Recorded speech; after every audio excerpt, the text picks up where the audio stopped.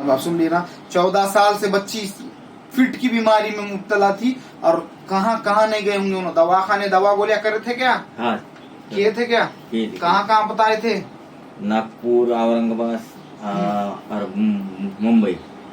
नागपुर, औरंगाबाद, मुंबई सब तरफ बताने के बाद भी फिट की बीमारी नहीं गई। एक रहती बीमारी और एक रहता तंत्र मंत्र जादू टोना मलम लिया जो भी नीट करतात म्हणून त्रास दे दे के बाद में खत्म कर देने का था। अमुशाला पौर्णिमाला आणि याला फिट आती होती, फिट म्हणजे ते बिमारी कोण घातले होते ते? शोभाबाई ना. कशामध्ये मिसळून खाऊ घातली होती? कशामध्ये घातली होती? रिश्तेदार कोणतरी लगती अच्छा. और कौन कौन मिले आले उसके साथ में तंत्र करने में? ते वाड्यातली उश्या, वाड्यातली उश्या, उशिया. और कोण आहे? ती दगडा बायकोला टाकली. हा, अजून कोण आहेत सोबत? ती आमच्या घरी कवा बी येते. कशाला येते ते? कवा बी काय करणे असते ती? माहित आहे कवा येते आमच्या घराकडे डासळती. येते कवा बी. कंदर म्हणते चीज आणती का ते खाण्यासाठी? नुसती घरात येते. काय चांगलं काय म्हणते नाही अब उसको घर में किरकिरिया करने लगेंगी, नाही उसके रिश्ते की रुकावट में आएंगी, नाही पढ़ाईची रुकावटामध्ये येंगी. नाही हाँ? नाही माँ बाप को लड़ने लगेंगी उसको. नाही अभी जो भी जादू टोने कर रहे हैं उनको मारो पलटा के उनके तरफ तंत्र मंत्र क्रिया. इनकी बच्ची को फिट आते थे. क्या आते थे जी? फिट ना. हाँ, अरे उनके तरफ एक मारा कैमरा. हाँ, तो उनको क्या बोलते थे? लेके गए दवाखाने. वो कितने साल से आ रही थी फिट? 5 साल से, जब 5 साल की थी तब से आ रही। तब से. हाँ, अब इलाज के दौरान बंद हुए क्या फिट? हाँ, अभी तुम्हारे यहाँ आने के बाद ही खत्म हो गई. खत्म हो गए. गुण आया कि नहीं आया? आया आया हाँ? आया थोड़ा जोर से बोलो, सुने. आया आया. गुण आया. फिटा बंद हो गए. हाँ, 5 साल की उम्र थी जब से उसको फिट आते थे. अब कितनी उम्र थी उसकी? अब 19 साल है. 19 साल. 14 साल तक. तो पूरे 14 साल के कितने साल हो गए तो उसको फिट आते थे और वो फिट की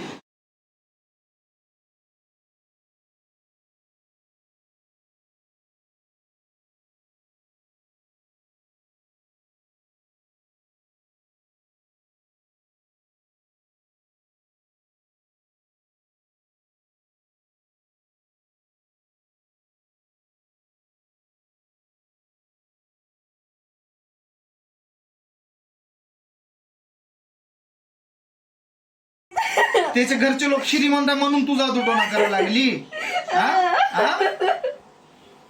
कोणाकोणावर केली? घर के अंदर किस किस पे करी? त्यांचे त्याच्या पोरीवर. त्याचे वडीलवर बी केली का? त्याची आईवर बी केली का? पोरगीचे भाऊवर बी केली का? पोरगीवरच केली. पोरगीच्या काय काय घेऊन गेली होती तंत्र मंत्र साठी? केस, चप्पल, मट्टी, कपडा काय घेतली होती? चप्पल घेतली होती. खरं खरं सांग ना, भजन करून टाकणार. काय काय घेतली होती? काय कौन से कलर की चप्पल होती? ते लाल. कवा घे. नहीं, नाक से निकल रहा, नाक से निकल रहा. दिमाग में बहुत बैठे आला था. दिमाग पे काबू करके उसके. हाँ, खिला वाला जो था उसको दिमाग पे टेंशन देता था. उसको टेंशन दे के घर में किरकिरा झगड़े लगाता था दिखता, क्योंकि नाक से बहरा. मतलब हाँ. और काय त्रास देती थी?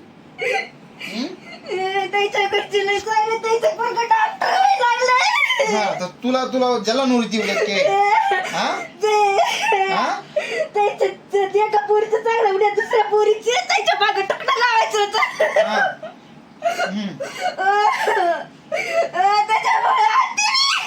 केस बी घेऊन गेली होती तू ह्याचे तंत्र मंत्र साठी? का नाही? नाही घेतली? जोर से बोल. काय घेतली का नाही घेतली? घेतली. किती वर्ष झाले केस ली जाके?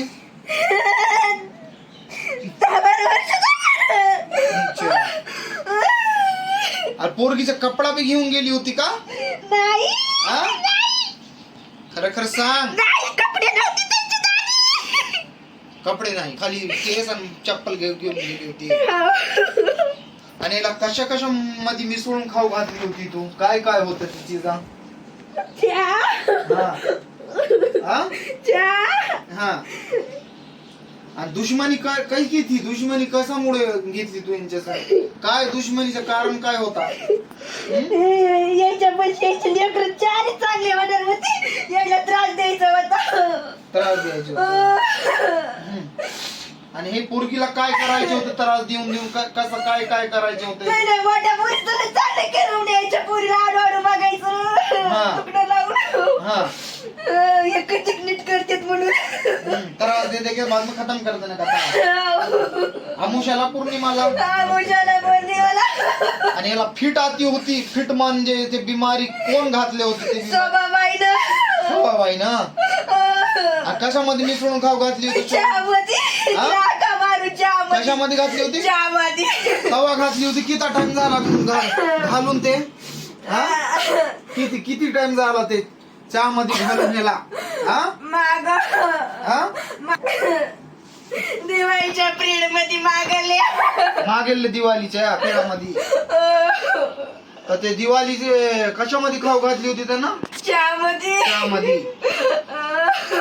आणि ह्याची कोण होती ते काय नाव आहे त्याचं शोभाबाई कोण होती पोरगीची ते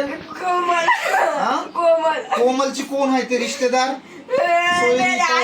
कोणतरी लगती है अच्छा और कौन कौन मिले आले उसके साथ में तंत्र करने में ते वाड्यातली उश्या उशिया और कोण आहेत ती दगडाबाई पराठा भरली अजून कोण आहेत सोबत ती आमच्या घरी कवा बी येते कशाला येते ते कवा बी काय करणे असते आधी माहित आहे कवा येते आमच्या घराकडे डासळती येते कवा बी कंदर म्हणते चीज आणती का ते नुसती घरात येते काय चांगलं गाठा म्हणते लगेच जाती घंटा बरोबर और कोण आहेत और कोण माणूस बी आहेत का त्यांच्या संग और बाया आहे का मिले आले आणि ते बयारी घर को बार बार तिची हिंची काय दुश्मनी आहेत ते सब मिलके कर रे अजून काय विचारायचे आता सोडा मला त्रास व्हायला कवर अंगात राहते घरात उकून घेतलेली ते उकून घेतलेले ते कवर राहू द्यायचं ते अंगात जाता नाही क्या बोले आंग में से कब जाएंगा वो तो हकाल देंगे उसको हाँ सताएंगी दोबारा नहीं जाएंगी उसके घरों पे नहीं मैं सोच रहा काट देना चलो उसके सिर में से आग लगाओ तेजी साथ में और त्रास दो उनको सबको त्रास दे दे के खत्म करो लोगों को जादुआ करके उन्होंने सता रहे इनको भी सताओ नालायकों को भाई मदीन तो खाया पूछ रहा हाउ जाए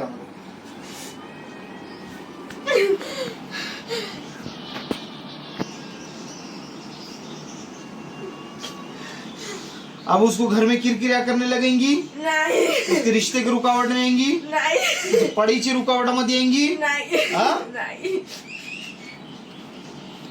माँ बाप को लड़ने लगेंगी उसको नहीं अभी जो भी जादू टोने कर रहे हैं उनको मारो पलटा के उनके तरफ तंत्र मंत्र क्रिया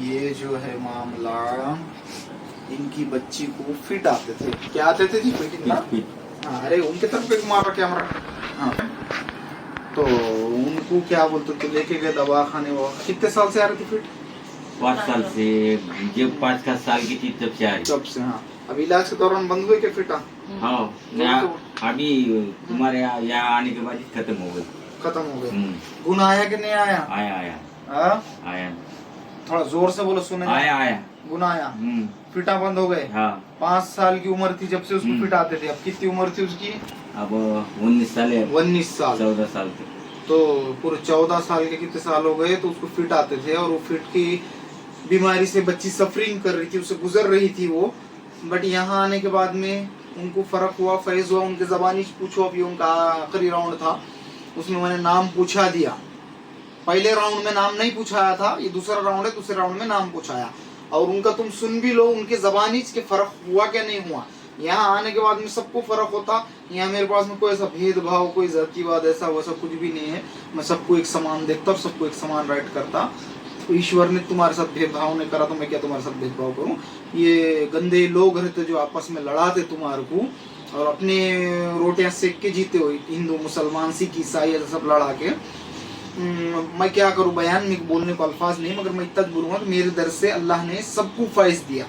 अल्लाह उसका नाम है जिसको ईश्वर बोलते, और ईश्वर संस्कृत और उसको मराठी में बोलते, और इंग्लिश के अंदर उसको गॉड बोलते, उर्दू के अंदर उसको खुदा, और फारसी के अंदर भी उसको खुदा बोलते, और अरबी में सबसे आला अफजल नाम उसका अल्लाह है, अल्लाह। अब मैं बोलूंगा कि ये वाटर है, फिर एक जना बोलेगा उधर से ये जल है, एक जना बोलेगा उधर से ये पानी है, तो बातें तो सब पानी कुछ हो रहे ना। तो वैसा ईश्वर जो है वो निराकार है, उसकी कोई प्रतिमा नहीं है। अर्थ ईश्वर स्तुति परत्नोपासना मंत्र, वो ईश्वर निराकार है, उसकी कोई प्रतिमा नहीं है। वो ईश्वर ने जगत को बनाया इसलिए उसको ब्रह्मा कहते, वो जगत का पालनहार है इसलिए उसको विष्णु कहते, वो जगत को जला के राख कर दे सकता, भस्म कर सकता इसलिए उसको शंकर कहते। मगर उसकी पहले बता देना श्लोक के अंदर कि उसकी कोई प्रतिमा नहीं है। प्रतिमा तो हमने बना दी और हम पूज रहे, वो निराकार है, उसको सिर्फ महसूस किया जा सकता, वो ईश्वर है। तुम बोलेंगे ऐसा कैसा, मेरे को ईश्वर को देखने का है, तो तू सूरज को नहीं देख सकता इंसान, तो तू ईश्वर को बनाने वाले को कहाँ से दिखेगा। कुछ चीजें ऐसी है कि जिसको देखना जरूरी नहीं है, जिसको महसूस किया जा सकता। तू मुझे आके बोलेगा ईश्वर बताओ, तो मैं तेरे मुंह पे एक बुक्का मार के तेरा दांत तोड़ देता हूँ, और तेरा दांत टूटने के बाद जो तुझे दर्द होता तो मैं बोलता हूँ दर्द मुझे बता कौन से कलर का हो रहा, तुझे बता सकता क्या? नहीं बता सकता कौन से कलर का दर्द हो रहा और कैसा दर्द हो रहा, खाली महसूस कर सकता। तो इसलिए बहुत सारे चीजों को महसूस किया जा सकता, जिसमें से सबसे पहला नाम है ईश्वर। उसको भी महसूस किया जा सकता, उसको देखा नहीं जा सकता। बहुत सारी बातें हैं, ये बोलना इसलिए जरूरी है कि लोग क्या कर रहे, बहुत सारे तरीकों से गुमराह हो गए। कोई बोल रहा कि जो अल्लाह है मैं उसको बुरा बोलूंगा, कोई बोल रहा जो ईश्वर है मैं उसको बुरा बोलूंगा, कोई बोल रहा मैं इस गॉड को बुरा बोलूंगा। अरे तुम बुरा किसी को नहीं बोल रहे, तुम बुरा खुद के ईश्वर को बोल रहे। सबका ईश्वर ही की है, वो निराकार है, उसकी कोई प्रतिमा नहीं है। कुल हु अल्लाहु अहद, कह दो अल्लाह एक है। अशहदु अल्ला इलाहा इल्लल्लाह, नहीं कोई माबूद सिवा इसके। अर्थ ईश्वर स्तुति परत्नोपासना मंत्र, वो निराकार है, उसकी कोई प्रतिमा नहीं है, उसको सिर्फ महसूस किया जा सकता। तो वैसे बहुत सारे बातें तुमको इसलिए बताना जरूरी है कि आजकल बहुत ऐसा चल रहा सोशल मीडिया पे कि मैं ईश्वर को बुरा बोलूंगा, कोई बोल रहा मैं खुदा को बुरा बोलूंगा, कोई बोल रहा मैं अल्लाह को बुरा बोलूंगा, तो मैं पानी को 10 जबान में भी बुरा बोलूंगा तो बात पानी कुछ लग रही ना। तो इसलिए तुमको बताना मेरे ऊपर फर्ज है, क्योंकि मैं तुमको बता रहा हूँ। एक रहता देव, संस्कृत पढ़ो ना, रे पढ़े तो पता चलेगा। देव जन्म देने वाले माँ बाप भी देव में शुमार होते। सूरज किरणें दे रहा वो भी देव, देव का मतलब है देना। और दूसरी बात, उस्ताद तुमको एजुकेशन दे रहा तो उसको भी तुम देव बोल सकते, कि देने वाले को देव बोलते संस्कृत के अंदर। और दूसरा एक होता भगवान, उसका मतलब है ज्ञानी। और उसके बाद में भगवानों के भी सारे फोटो देखो, उनके भी आंखें बंद रहते, उन्होंने भी कोई शक्ति के साथ में अपनी आंखें बंद करके ध्यान लगा के अपनी शक्ति बढ़ाते, पावर। तो वो कौन है? तो वो ही तो निराकार ईश्वर है ना। फिर सबके लास्ट में कि जिसको किसी ने नहीं देखा, उसको सिर्फ महसूस किया जा सकता, उसको फिर ईश्वर बोलते। पहले देव, फिर भगवान, फिर ईश्वर। तो ईश्वर की कोई प्रतिमा नहीं है, इसलिए समझो। और यहाँ से तो सबको अल्लाह ने फैज दिया, उसके कलाम इलाही की ताकत। तुमने अब सुन लेना, 14 साल से बच्ची फिट की बीमारी में मुब्तला थी, और कहाँ कहाँ नहीं गए होंगे उन्होंने, दवाखाने दवा गोलियां करे थे क्या? हाँ किए थे क्या? कहाँ कहाँ बताए थे? नागपुर, औरंगाबाद और मुंबई। नागपुर, औरंगाबाद, मुंबई सब तरफ बताने के बाद भी फिट की बीमारी नहीं गई। एक रहती बीमारी और एक रहता तंत्र मंत्र, जादू टोना, अमल अमलियात जो भी है वो। तो दूसरी दुनिया का वार रहेगा तो उसको उसके डॉक्टर से राइट करना पड़ेगा ना। हर चीज का एक माहिरीन रहता, उसके पास जाना पड़ेगा ना। मेरा सिर दुख रहा और मैं हड्डी के डॉक्टर के जाके बोलूंगा सिर दुख रहा, तो वो बोलेगा सर के डॉक्टर को जाके बताओ। और मेरी आंख दुख रही है और मैं दिल के डॉक्टर के जाऊंगा तो बोलूंगा मैं इसका स्पेशलिस्ट नहीं हूँ, मैं हार्ट का स्पेशलिस्ट, अब इसके आंख वाले के पास जाओ। तो हर चीज का एक माहिरीन रहता। तुमको चल रहे रूहानियत के ऊपर, तुम्हारे पे हमले चल रहे, तंत्र मंत्र चल रहे, तुमको फिर किसके पास जाना पड़ेगा? देख दिखाकर वो करो ट्रीट अपने आप को।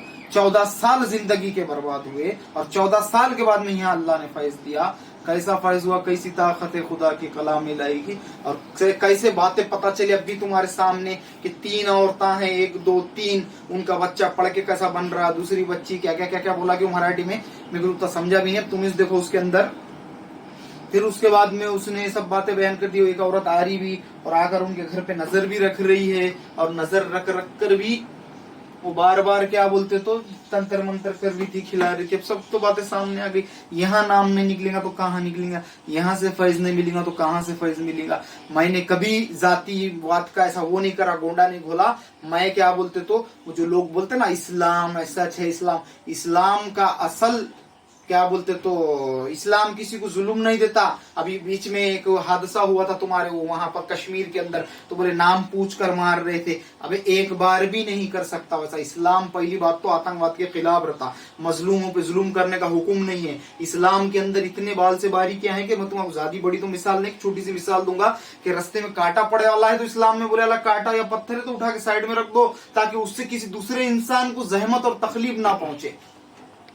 वो कांटा चुप के किसी को जहमत और तकलीफ ना हो, इसलिए वो कांटे को साइड में हटाओ, पत्थर को साइड में हटाओ। ऐसा तक इस्लाम के अंदर बोले तो फिर बताओ कहां से मारो ये करो बोलने का कौन है। ये सब साजिशें करके नाम खराब करने की, खुद के सत्ता में रोटियां सेकने के इनके चाला रहते हैं ये सब। मैं क्या बोलूं, कहने सुनने से ज्यादा अल्लाह सबको अमल करने की तौफीक अता फरमाए।